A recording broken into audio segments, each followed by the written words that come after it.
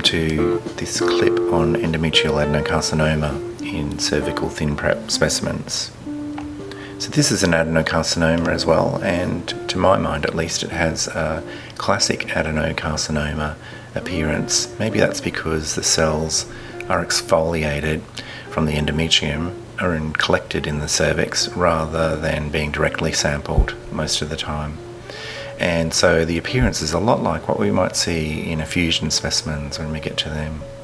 Here's an interesting group. You can see delicate cytoplasm there. This is quite a three-dimensional group. There's depth of focus. Notice that nucleus is eccentrically placed. So these are not as tall columnar as endocervical, but they're definitely glandular in the fact that they've got an eccentric nucleus. Here's another group. Notice the kind of community border around the outside of that. They're all lining up to a flat surface, and nuclei are hyperchromatic. They're all round or oval, and they are showing a bit of overlapping and probably depth of focus in this case.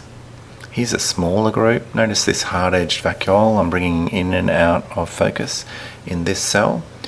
And this is a little acinar of nuclei.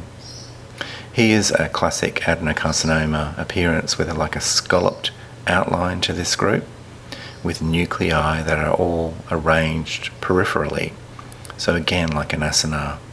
And it's actually quite a ball, so I can focus up and down through this and bring nuclei at the top and the bottom into focus. Notice the nuclei are mainly around the outside, and they have vacuolated cytoplasm that is kind of projecting into the middle of this group. Here's another group on higher power. Notice the kind of sameness to the nuclei here. They are hyperchromatic but fairly fine chromatin. They all, I think, have single central nucleoli. And this material is interesting, so that's apoptotic debris and maybe neutrophils. That's a common feature you see is neutrophils in the cytoplasm of endometrial cells. Not always present, but commonly present.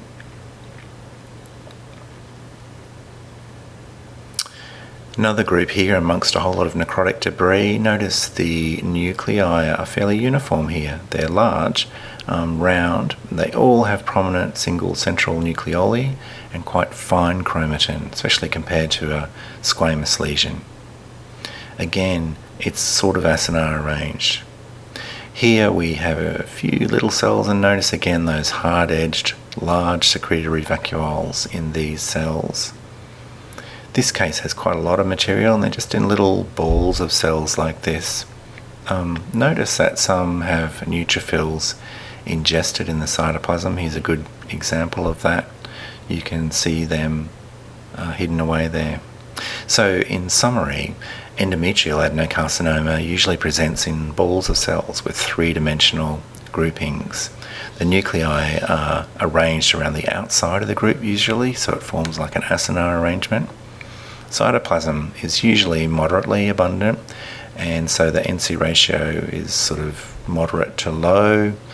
Cytoplasm may sometimes have large, hard-edged vacuoles, or it may have multiple ones of varying sizes. And occasionally you'll see ingested neutrophils in the cytoplasm. The nuclei are obviously eccentric, although these aren't as tall a columnar cells as endocervicals. They're more cuboidal in nature.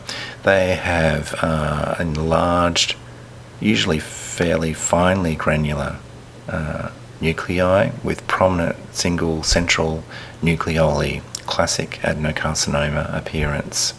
And the nuclear membranes usually are not terribly irregular, so they're usually pretty smooth, not indented, and that is typical of endometrial adenocarcinoma.